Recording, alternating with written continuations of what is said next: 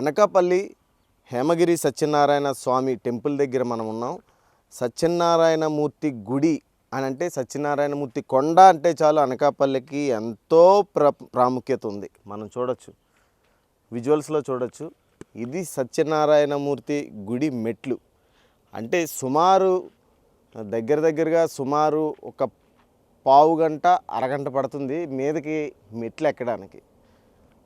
ఇక్కడ పూజలు చేసుకునే భక్తులు అలాగే వచ్చి ప్రతి మెట్టుకి బొట్టు పెట్టుకుంటూ కూడా సత్యనారాయణమూర్తి స్వామివారిని దర్శించుకుంటారు. అలాగే కాలేజీకి సంబంధించిన విద్యార్థులు వచ్చి ఇక్కడ ప్రశాంతంగా ఉంటుందని చదువుకుంటారు కూడా. ఇక్కడ ఈ మెట్ల మీదే కూర్చొని చదువుకుంటారు.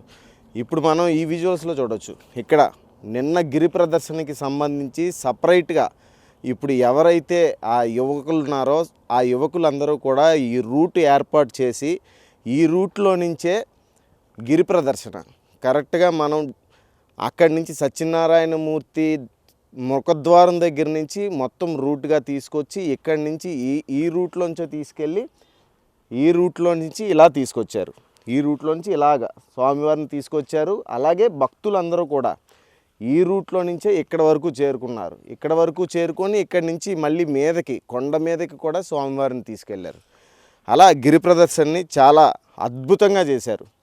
అలాగే సత్యనారాయణమూర్తి కొండకి సంబంధించి గతంలో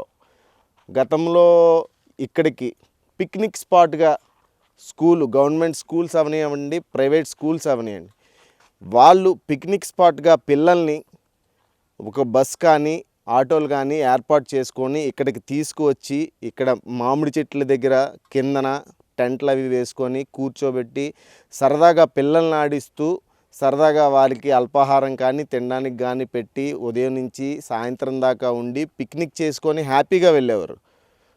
అలాంటిది ఇప్పుడు ఉన్న తరుణంలో ఆ మామిడి తోటలు ఇవన్నీ కూడా చెదలు పట్టి కొద్దిగా క్లీనింగ్ అంటే పరిశుభ్రంగా లేకపోవడంతో ఈ పిక్నిక్ స్పాట్కి కూడా ఎవ్వరూ రావటం మానేశారు.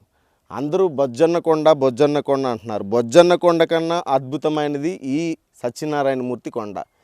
ఈ సత్యనారాయణమూర్తి కొండ దగ్గర చాలా ప్రాముఖ్యత ఉంది. చాలా చల్లగా ఉంటుంది, చాలా అద్భుతంగా ఉంటుంది.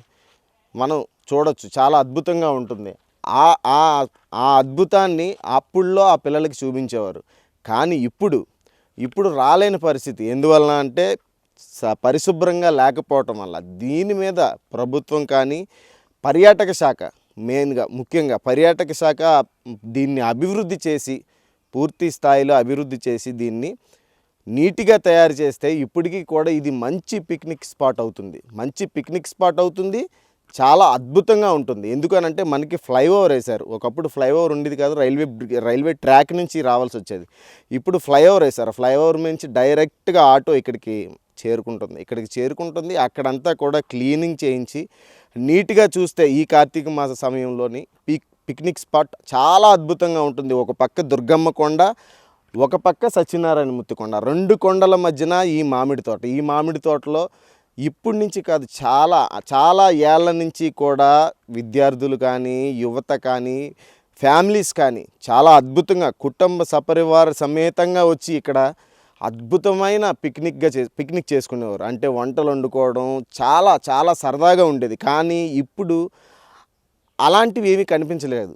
ఎందువలన అంటే పరిశుభ్రంగా లేకపోవడం వలన, లేదంటే అధికారులు ప్రభుత్వం దీన్ని పర్యాటక శాఖకు సంబంధించిన అధికారులు దీన్ని పరిశుభ్రంగా చేయకపోవడం వలన, దీన్ని వెలుగులోకి తీసుకురాకపోవడం వలన, అంటే వెలుగులోకి తీసుకురాకపోవడం కాదు, వెలుగులో ఉన్నదాన్ని మరింత అంధకారంలోకి వెళ్ళిపోతుంది. సత్యనారాయణమూర్తి కొండకు సంబంధించి దీన్ని పరిశుభ్రంగా చేసి ఒక పిక్నిక్ స్పాట్గా ఏర్పాటు చేస్తే ఇక్కడికి పిక్నిక్ చేసుకోవడానికి వస్తారు. చాలా అద్భుతంగా ఉంటుందని చెప్పేసి నిన్నటికి సంబంధించి నిన్న గిరి ప్రదర్శన మన జిఎంకే టీవీలో చాలా అద్భుతంగా కూడా మనం చూపించాం. అలాగే ఇవాళ ఈ సత్యనారాయణమూర్తి కొండకి సంబంధించి ఈ పిక్నిక్ స్పాట్ గురించి కూడా జిఎంకే టీవీ మీకు ప్రత్యేకంగా తెలియజేస్తుంది. మనం డ్రోన్ విజువల్స్లో కూడా చూడొచ్చు. అద్భుతమైన రూట్ ఏర్పాటు చేశారు. ఎంత అద్భుతమైన రూట్ అని అంటే ఈ కొండ దగ్గర నుంచి పీలా గోవింద సత్యనారాయణ ఆయామంలో ఎమ్మెల్యేగా ఉన్నప్పుడు ఈ కొండ దగ్గరని అసలు ఈ కొండకి రూట్ వేయడం అంటే చాలా కష్టం. ఈ కొండకు రూట్ వేయడం అంటే చాలా కష్టం. కానీ ఈ కొండ దగ్గర నుంచి రూట్ అలాగా ఆయన రూట్ మ్యాప్గా రూట్ చేసుకొని కొండ దగ్గర దాకా రూట్ వేశారు. అని అంటే ఎంత శ్రమ ఖర్చుతో కూడుకున్న విషయమో అర్థమవుతుంది. కానీ దీన్ని అభివృద్ధి చేయాలి, ఎలాగన్నా అనకాపల్లికి సంబంధించి అభివృద్ధి చేయాలి. ఈ కొండని ఎప్పటికీ ఇలాగే ఉండిపోకూడదు.